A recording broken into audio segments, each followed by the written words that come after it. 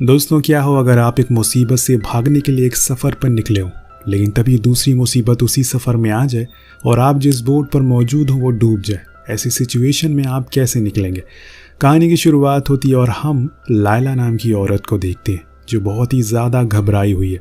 वो एक आदमी के पास जाती है जो लोगों को इधर से उधर यानी कि एक जगह से दूसरी जगह भेजने का काम करता है, जिसके ऊपर एक QR कोड भी बना हुआ था। अब उसे लेकर वो बाहर आती है और यहाँ हमें सिचुएशन का अंदाज़ा होता है कि दुनिया में क्या चल रहा है। हमें पता चलता है कि इस दुनिया में अभी कोविड जैसी बीमारी का दौर चल रहा है। सभी लोग उसे मारे जा रहे हैं। लैला के हस्बैंड, उसका बेटा भी इस बीमारी की चपेट में आकर मारे गए। अब बस वो और उसकी बेटी ही बची है जिसको लेकर एक दूसरे शहर वो जा रही है जहाँ पर चीज़ें अभी थोड़ी संतुलित में है। बाहर आने पर अपनी बेटी को गीना वही बैंड देती है, लेकिन वो उसे पहनने से मना कर देती है। उसे लगता है कि उसकी माँ मुसीबतों से डर कर भाग रही है, जो कि उसके डैड ने उसे कभी सिखाया नहीं है। पर लैला को भी अच्छे से पता है कि अभी सिचुएशन क्या है, क्या गलत है और क्या सही है। वो दोनों ही एक पोर्ट पर पहुंचते हैं जहां पर कुछ लोग उन बैंड्स पहने हुए लोगों को बोट पर बैठा रहे थे और ये भी चेक कर रहे थे कि कोई इन्फेक्टेड तो नहीं है। उन दोनों को भी उसमें बैठा लिया जाता है। अब रात होने पर गीना देखती है कि उस बोट में काफ़ी लोग ऐसे हैं जिसमें कुछ शहर के बड़े बड़े लोग भी शामिल हैं।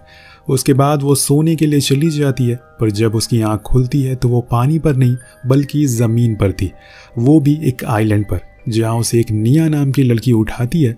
दरअसल रात में तेज़ तूफान आया था और बोट में ज़्यादा वजन होने के कारण वो उसे संभाल नहीं पाई, जिसकी वजह से वो पूरी बोट पलट गई और देखते ही देखते सभी लोग मारे गए।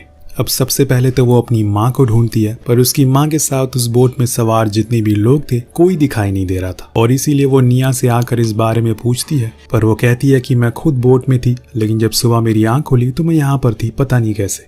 मुझे तुम्हारी मॉम के बारे में कुछ भी पता नहीं है। वो बहुत निराश हो जाती है। उसे लगता है कि शायद अब उनका कुछ भी नहीं होगा, इसीलिए वो जाकर एक SOS का साइन बनाती है, वहीं बैठ जाती है। शायद उसे कोई देख ले, लेकिन काफ़ी देर हो जाती है। निया उसे कुछ खाने का सामान ला कर देती है, जिसमें एक नारियल और कुछ केले थे, जिन्हें खाकर वो खुद की भूख मिटाती है। अब निया उसे बात करने की बहुत कोशिश करती है, लेकिन गीना कुछ भी जवाब नहीं देती। वो तो उसे इग्नोर करती रहती है, यहाँ तक कि निया उसे अपने बनाए हुए शेल्टर में भी चलने को कहती है, लेकिन वो फिर भी मना कर देती और पूरी रात वहीं किनारे पर बैठी रहती है। जब सुबह निया कुछ खाने के लिए मछलियाँ पकड़ने जाती है तो वो देखती है कि गीना वहीं किनारे पर सोई हुई है। अब यहाँ निया कोई एक्सपर्ट तो है नहीं, इसीलिए उसे काफ़ी दिक्कत होती है किसी भी मछली को पकड़ने में, जिसको देखकर गीना कहती है कि तुम्हारा तरीका ही गलत है, ऐसे मछलियाँ नहीं पकड़ी जाती। वो कहती है कि ठीक है, तुम ही सही तरीका बता दो कैसे पकड़ते हैं। और यहाँ पहली बार गीना उसकी मदद के लिए आती है और पहली बारी में ही मछली को पकड़ लेती है, और जिसको देखकर निया भी हैरान थी कि आखिर ही उसने ये कैसे किया। शायद उसने मूवी टीवी की सर्वाइवल स्टोरीज को देखा होगा, इसीलिए उसे पता है कि सर्वाइव कैसे करते हैं। खैर, उसके बाद दोनों में थोड़ी मोड़ी बातें होती है, क्योंकि बिना बात करे वो सर्वाइव नहीं कर सकेगी। ऐसे मौके पर तो उन्हें यूनिटी दिखानी होगी। इसी बीच उनकी नज़र समुंदर में तैर रहे एक बॉक्स पर पड़ती है, जो कि शायद उनकी बोट में से गिरा होगा। दोनों ही उसे किनारे तक लेकर आते हैं और फिर उसे बड़ी ही मुश्किलों से खोलते हैं, जिसमें उन्हें कुछ खाने और पहनने का सामान मिलता है जो आगे जाकर उनके काम आने वाला है। इसी बीच उन्हें थोड़ी भूख भी लगती है, तो उसके लिए जो उन्होंने मछलियाँ पकड़ी थी वो उसे पका कर खाना शुरू कर देती है। उसके लिए तो आग की ज़रूरत पड़ेगी, इसीलिए निया आग जलाती है, पर उसे वो भी नहीं होता। इसीलिए यहाँ गीना काम आती है और अपनी तरकीब से वो आग भी जला देती है, जो कि जल भी जाती है। और इस चीज़ को देखकर वो एक बार फिर से हैरान थी कि आखिर ये कैसे कर देती है। अब रात होने पर वो दोनों उसी आग के पास बैठकर खाना खाते हैं। तब गीना अपने बारे में कुछ बातें बताती है, जैसे कि उसके भाई और डैड दोनों ही बीमारी के कारण मारे जा चुके हैं। उसके बाद उसकी माँ ने फैसला किया कि वो दूसरे शहर चले जाएंगे, पर शायद उसकी किस्मत में खुश रहना लिखा ही नहीं है। उसे पता ही नहीं है कि आखिरी बार वो खुल के कब खुश हुई थी, तो उसे अपनी पुरानी यादें भी ढंग से याद नहीं है। अब अगली सुबह गीना नहा रही होती है तो निया उसके लिए कुछ खाने का सामान लाती है और उसे दे देती है। उसके खाने के तरीके को देखकर वो कुछ ज़्यादा ही हैरान थी। ऐसा लग रहा था कि मानो वो ऐसी जगह पर पहले भी रह चुकी है।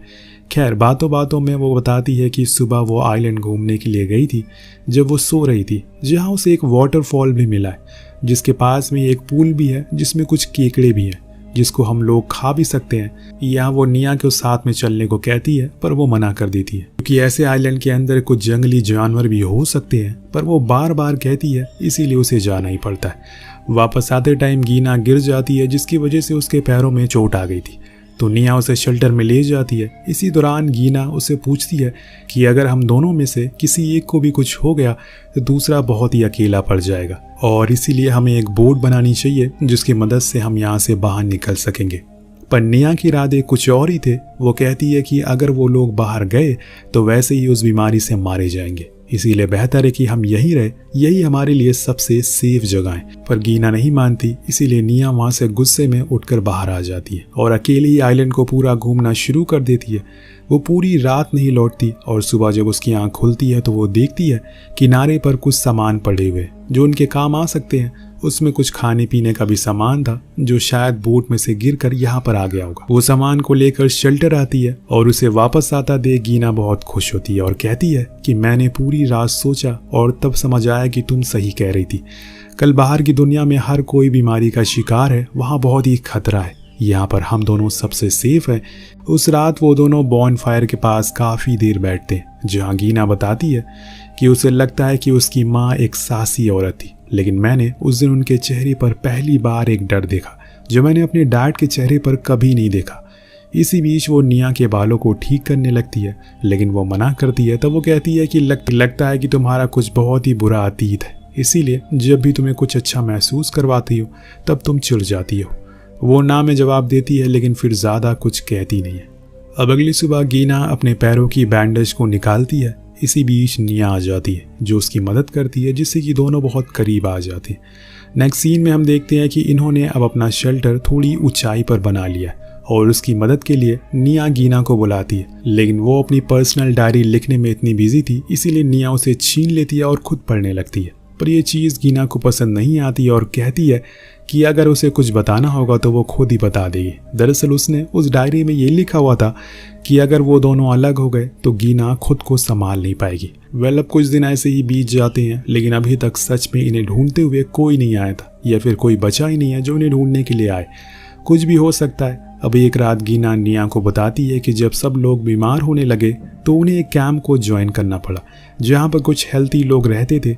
वहाँ हमारा एक स्कूल भी था। और कुछ दिन बाद मेरा जन्मदिन आने वाला था, तो मैंने अपने पेरेंट्स को उस कैंप में इंचार्ज से बात करते हुए सुन लिया, जो आपस में बात कर रहे थे कि जब मैं 15 साल की हो जाऊंगी तो उसके बाद वो मेरी शादी करवा देंगे, ताकि उससे हमारी पॉपुलेशन आगे बढ़ सके। और ये सुनकर मैं बहुत ज़्यादा डर गई, क्योंकि मैं बहुत ही छोटी थी। इसीलिए मैंने एक दिन डिसाइड किया कि मैं वहाँ से भाग जाऊंगी। और फिर बहुत दिनों बाद आखिर वो दिन आ गया जब सब लोग किसी एक जगह पर इकट्ठा हुए और मैंने उसी चीज़ का फ़ायदा उठा लिया और वहाँ से भाग गई। वहाँ से भागने के बाद मैंने कुछ दिन कुछ क्लब्स में काम किया, पोकर खेला। जो कुछ भी पैसे मिले मैंने उन्हें इकट्ठा कर लिया ताकि मैं एक सेफ जगह पर जा सकूं। लेकिन शायद किस्मत को कुछ और ही मंजूर था। वहीं गीना अपनी स्टोरी बताना शुरू करती है और कहती है कि अगर कुछ बीमारी आती है तो डॉक्टर को कुछ नहीं होता, लेकिन मेरे डैड सबसे पहले उस बीमारी की चपेट में आ गए और मारे गए। वो एक डॉक्टर भी थे। उसके बाद मेरी मॉम मुझे और मेरी बेटी को जंगल में लेकर चली गई। वहाँ उन्होंने एक आदमी से शादी कर ली, जो हमारा तो पहले बहुत ख्याल लगता था, लेकिन फिर उसे मैं पसंद आने लगी और फिर अफसोस कि वो ज़्यादा दिन जिंदा नहीं रह पाए। उसके बाद मेरी बहन भी उस बीमारी से मारी गई। उसके बाद हमने फैसला किया कि हम दूसरे शहर चले जाएंगे, लेकिन वो चीज़ कभी पूरी नहीं हो सकी। अब नेक्स्ट डे हम देखते हैं कि दोनों किनारे पर बैठे हुए हैं, समुंदर को देख रहे हैं। वहाँ गीना निया से पूछती है क्या वो लोग हमें ढूंढ पाएंगे, तो निया कहती है कि मुझे नहीं लगता कि कोई जिंदा भी होगा। कहानी ऐसी आगे बढ़ती है और कुछ दिन बाद निया का जन्मदिन आता है, जिसके लिए गीना उसे एक सरप्राइज देती है, जिससे कि निया बहुत ही ज़्यादा खुश होती है और दोनों साथ में काफ़ी एंजॉय करते हैं। लेकिन अब इनके लिए थोड़ी मुश्किलें बढ़ना शुरू होने वाली है, क्योंकि अगर सब कुछ ऐसे ही चलता रहा तो कहानी में मज़ा नहीं आएगा। अब एक दिन जब ये दोनों साथ में होती हैं तो उसी बीच गीना को एक बोट की आवाज़ सुनाई देती है। वो फौरन ही जाकर पेड़ के पीछे छुप जाती है। कुछ देर बाद वहाँ से एक लड़का आता है जिसका नाम है एलन। वो चिल्लाते हुए कहता है कि मैं रेस्क्यू टीम से आया हूँ, अगर कोई भी यहाँ पर जिंदा है तो मेरे साथ चले, मेरे पास खाने पीने का सामान भी है। ये सुनकर वो दोनों फौरन बाहर आती हैं, जिसमें गीना का सबसे पहला सवाल होता है क्या उसकी माँ उसके साथ है। तो वो कहता है कि हाँ, वो हमारी बोट पर है और ठीक है, तुम्हारे बारे में बार बार पूछ रही हैं, चलो मेरे साथ चलो। लेकिन निया को यकीन नहीं था। इसीलिए वो कहती है कि उन्हें किसी भी तरह की कोई भी रेस्क्यू की ज़रूरत नहीं है। तभी एलन अपने बैग से एक चॉकलेट निकाल कर खाने लगता है, जिसको गीना छीन लेती है और खुद खाना शुरू कर देती है। लेकिन एलन बताता है कि उसकी बोट की गैस खत्म हो गई है और इसीलिए जब तक रेस्क्यू वाले नहीं आते तब तक वो यहीं रुकेगा। तो निया पूछती है कि तुम रुकोगे, तो वो कहता है कि हाँ, तुम लोगों के शेल्टर में। अब इससे पहले कि वो मना करे, वो उसके ही पसंद का पीनट बटर निकाल कर खाने लगता है, जिसे वो देखकर हैरान हो जाती है। उसके हाथों से खुद ले लेती है, यहाँ तक कि वो उसे रहने की भी इजाज़त दे देती है। सच में ये सब कुछ ज़्यादा ही आसानी से नहीं हो गया, उन्होंने बड़ी जल्दी उस पर यकीन कर लिया। खैर, अगले दिन से गीना और एलन दोनों साथ में काफ़ी समय बिताने लगते हैं, जिस चीज़ को देखकर निया को अच्छा नहीं लगता, पर वो बस देखती रहती है, कुछ करती नहीं।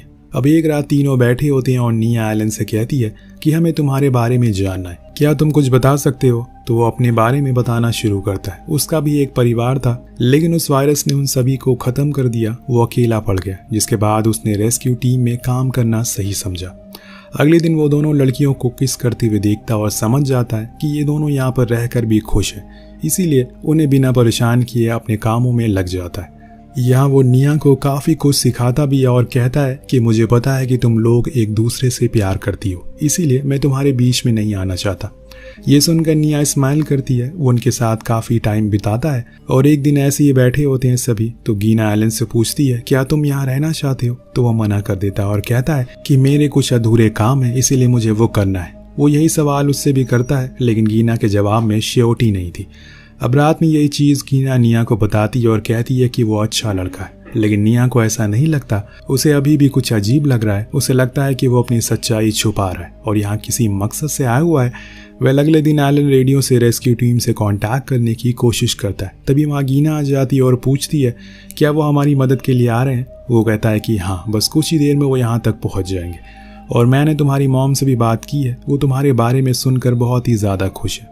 तो गीना अपनी मॉम से बात करवाने को कहती है, लेकिन एलन मना कर देता है। पर उसके बार बार कहने पर वो बात करने के लिए फिर से रेडियो से कनेक्ट करता है, लेकिन कोई जवाब नहीं आता और उसको ऐसे परेशान देखकर एलन समझ जाता है कि ज़रूर वो अपनी और निया के बीच किसी एक को चूज़ करने की वजह से परेशान है। इसीलिए वो उसे समझाता है कि जहाँ तक मुझे लगता है कि वो तुमसे बहुत प्यार करती है और तुम्हें यहीं रुकना चाहिए, या फिर तुम दोनों को ही साथ में चलना चाहिए, फैसला तुम्हारे हाथ में।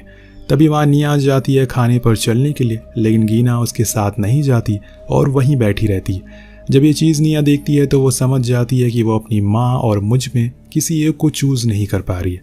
इसी बीच एलन कहता है कि वो इस बात से ज़्यादा परेशान है, उसकी माँ वहाँ अकेली है, लेकिन उससे भी बड़ी दिक्कत है उसके लिए तुम हो।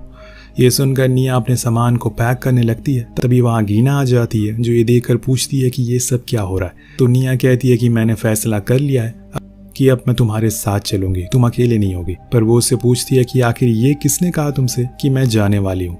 मैंने फैसला कर लिया है कि मैं इसी आइलैंड पर तुम्हारे साथ रहूंगी, क्योंकि जब से मैं यहाँ पर आई हूँ मेरी सारी मुश्किलों को मैं भूल चुकी हूँ। मेरे लिए अब तुम ही सब कुछ हो।